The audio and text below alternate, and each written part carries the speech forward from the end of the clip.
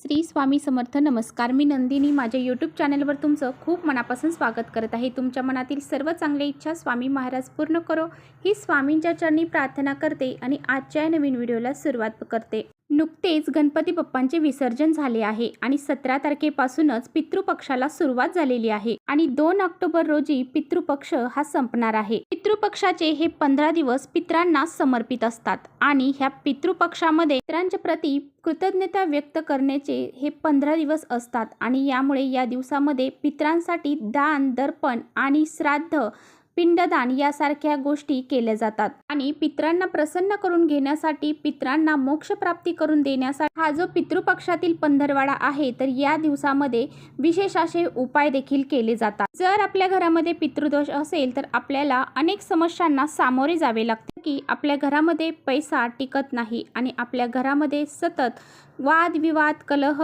यासारख्या गोष्टी घडत असतात आणि आपल्या पितरांना जर आपला राग आला तर आपल्याला प्रखर पितृदोष लागला जातो. घरामधील एखादी व्यक्ती विनाकारण ताणतणावामध्ये असेल, चिडचिड करत असेल, हे सुद्धा एक पितृदोषाचंच लक्षण असू शकतं. जर तुमच्या घराजवळ किंवा आजूबाजूला एखादं पिंपळाचं झाड असेल, तेच काय हे पिंपळाचं झाड तुमच्या घराच्या आजूबाजूला जर अचानकच उगवलं तर हे सुद्धा पितरांच्या नाराजीचं लक्षण असतं. हे सुद्धा पितृदोषाचंच लक्षण मानलं जातं आणि जर तुमच्या घरामध्ये अचानक तुळस सुकली, हे सुद्धा पितृदोषाचं लक्षण मानलं जातं. अशा पद्धतीने जर काही पितृदोष आपल्या घराला लागलेले असतील तर आपल्याला काही उपाय जे आहेत तर ते ह्या पंधरवाड्यामध्ये करायचे असतात. तर आपल्या घराला पितृदोष लागलेला असेल तर आपल्या घरातील सुख शांती हे पित्र जे आहेत तर ते हिरावून घेत असतात. तुम्ही पाहिलं असेल की बऱ्याच वेळा आपल्या काही घरामध्ये बरेच मुलं असे असतात की ती लग्नाच्या वयाची असतात परंतु त्यांचा विवाह हा जुळत नाही किंवा त्या मुलांना मनासारखी नोकरी प्राप्त होत नाही. भरपूर शिकलेले आहेत, भरपूर कष्ट केलेले आहेत तरीसुद्धा त्यांची इच्छा ही पूर्ण होत नाही किंवा आपण जरी मुलांचा विवाह करून दिला तरीसुद्धा त्या विवाहामध्ये कालांतराने अडीअडचणी येतात आणि शेवटी हा विवाह घटस्फोटापर्यंत पोहोचतो. तर असे काही दोष जे आहेत तर ते सुद्धा पितृदोषामुळे लागले जातात. असा हा पितृदोष दूर करण्यासाठी आपण किती विविध पूजा घालतो, खूप सारे उपाय करतो परंतु त्याचा काहीही फायदा आपल्याला होत नाही. पितृदोष हा तेव्हाच दूर होतो जेव्हा पितृपक्षामध्ये आपण पितरांची सेवा करतो, काही उपाय करतो आणि म्हणून आपल्याला ह्या पितृपक्षामध्ये जेवढे होईल तेवढे सेवा आणि उपाय हे आपल्या पितरांसाठी करायचे आहे. तर पहा, पितृ जे आहेत तर ते ह्या पितृपक्षामध्ये 15 दिवसांसाठी पृथ्वी तलावरती येत असतात आणि ते कोणत्या ना कोणत्या रूपामध्ये येत असतात. म्हणून या काळामध्ये भरपूर असे काही प्रभावी उपाय जे आहेत तर ते केले जातात. हे प्रभावी उपाय जर आपण केले तर आपला कितीही प्रखर पितृदोष असू द्या तो नष्ट होऊन जातो. त्यामुळेच पहा, आपल्या पितरांसाठी असा हा एक उपाय तुम्हाला रोज करायचा आहे. या ठिकाणी आपल्याला असा हा एक दिवा लावायचा आहे. हा दिवा जर आपण रोज या ठिकाणी जर लावला तर कितीही प्रखर पितृदोष असू द्या तो नष्ट झाल्याशिवाय राहणार नाही. आपले पित्र भरभरून आशीर्वाद आपल्याला देतील आणि आपले जे काही संकट, दोष, अडचणी ज्या आहेत तर त्या सुद्धा दूर होऊन जातील.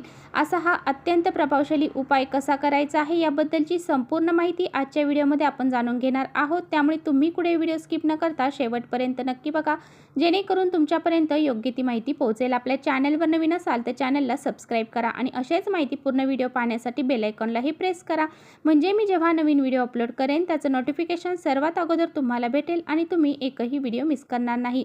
त्याचबरोबर कमेंट्समध्ये ओम पितृदेवाय नमः हे लिहायला देखील विसरू नका आणि व्हिडिओ तुम्हाला आवडला, हेल्पफुल वाटला तर आपल्या मित्रपरिवारांसोबत शेअर करा जेणेकरून त्यांचा सुद्धा घरामधला जो पितृदोष आहे तो सुद्धा नष्ट होऊन जाईल. तर पहा, आपल्या हिंदू धर्मामध्ये, सनातन धर्मामध्ये दिवा लावणं हे अतिशय महत्त्वाचं मानलं जातं कारण दिवा लावल्याशिवाय कोणतीही पूजा ही पूर्ण होत नाही.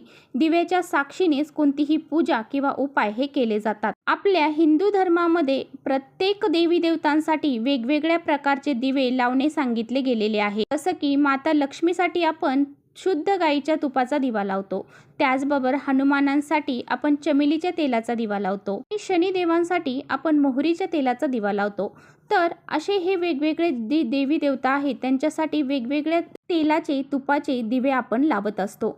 तर पहा, दिवा लावल्यामुळे आपल्या घरामध्ये सकारात्मक ऊर्जा निर्माण होते तसेच पितृपक्षामध्ये दिवा लावणे हे अतिशय शुभ मानले जाते। पितृपक्षामध्ये या दिशेला या ठिकाणी दिवा जर आपण लावला तर पितरांचे भरभरून आशीर्वाद हे आपल्याला प्राप्त होतात आणि सर्व मनोकामना देखील पूर्ण होतात। तर पहा, या पितृपक्षामध्ये आपल्याला रोज सायंकाळी 6 ते 9 या वेळेमध्ये जेव्हा आपण आपल्या देवघरामध्ये दिवा लावतो, तुळशीपाशी दिवा लावतो आणि हा दिवा जो मी तुम्हाला सांगणार आहे तर हा दिवा सुद्धा तुम्हाला याच वेळेमध्ये तिन्ही सांजेला आपल्या घरामध्ये लावायचा आहे। हा दिवा लावताना आपल्याला कणकेचा दिवा लावायचा आहे। थोडंसं गव्हाचं कणिक आपल्याला मळायचं आहे। हा दिवा तयार करताना कोणत्याही प्रकारचं मीठ किंवा तेल किंवा हळद अशा पद्धतीने काहीही घालायचं नाही। फक्त आपल्याला कणकेचा दिवा तयार करायचा आहे आणि तुम्हाला या दिव्यामध्ये मोहरीचं तेल घालायचं आहे। जर तुमच्याकडे मोहरीचं तेल नसेल तर जे तेल असेल ते तुम्हाला घालायचं आहे आणि चिमूटभर काळी मोहरी त्यामध्ये तुम्हाला घालायची आहे आणि तुम्हाला 2 वातींची एक वात करून कापसाची तुम्हाला वात ही लांब वात घ्यायची आहे आणि ती वात लावताना तुम्हाला काळी करायची आहे। तर हा धागा घेताना तुम्ही काळ्या रंगाचा सुद्धा घेऊ शकता किंवा मग कापसाची पांढरी वात असेल त्याला काळं करून तुम्ही त्या दिव्यामध्ये घालू शकता। तर असा हा कणकेचा दिवा आपल्याला प्रज्वलित करून आपल्या घराच्या दक्षिण दिशेला लावायचा आहे।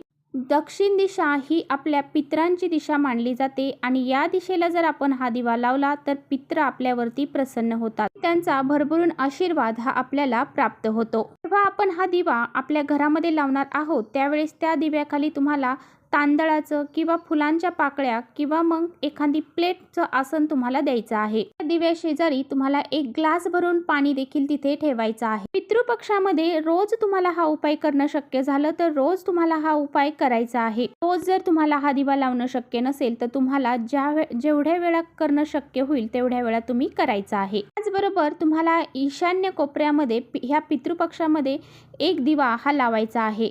घराच्या ईशान्य कोपऱ्यात रोज गाईच्या तुपाचा दिवा लावल्याने, असा दिवा जर आपण ईशान्य कोपऱ्यामध्ये लावला तर आपल्याला देवी लक्ष्मी प्रसन्न होते आणि आपल्याला भरभरून आशीर्वाद देते आणि आपल्या घरामध्ये स्थिर स्वरूपात राहते। असा दिवा ईशान्य कोपऱ्याला लावल्यामुळे पित्र देखील आपले प्रसन्न होतात। म्हणून तुमच्या घरामध्ये जो ईशान्य कोपरा आहे त्या ईशान्य कोपऱ्यामध्ये गाईच्या शुद्ध तुपाचा दिवा तुम्हाला लावायचा आहे।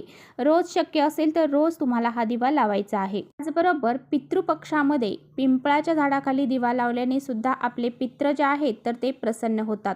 पिंपळाच्या झाडामध्ये देवी देवतांसोबतच पितरांचा देखील वास आहे असं म्हटलं जातं। म्हणून पितृपक्षामध्ये रोज पिंपळाच्या झाडाला जल अर्पण करून एक दिवा त्या ठिकाणी नक्की लावावा। हा दिवा लावताना तुम्ही शुद्ध गाईच्या तुपाचा लावला किंवा मोहरीच्या तेलाचा लावला तरी सुद्धा चालेल। त्यामुळे सुद्धा पितृदोषापासून आपली सुटका जी आहे तर ती होत असते। त्यामुळे आपल्याला पितरांसोबतच भगवान श्री हरी विष्णू माता लक्ष्मीचा आशीर्वाद देखील प्राप्त होत असतो। तसेच या पितृपक्षामध्ये आपलं जे स्वयंपाकघर आहे, पाण्याचं ठिकाण जिथे आहे तर त्या ठिकाणी सुद्धा एक दिवा हा लावावा। ज्योतिषशास्त्रामध्ये असं सांगितलं गेलेलं आहे की आपण जे स्वयंपाकघर आहे त्या स्वयंपाकघरामध्ये जे पिण्याचं पाण्याचा माठ असेल किंवा हंडा असेल त्या ठिकाणी आपले पित्र वास करत असतात। जर आपण एक दिवा त्या ठिकाणी जर लावला तर पित्रांचा आशीर्वाद हा आपल्याला नक्की प्राप्त होतो। बरोबर अन्नपूर्णा आणि माता लक्ष्मी देखील आपल्यावरती प्रसन्न होते। याचमुळे आपल्या घरामध्ये कधीही धनधान्य, पैसा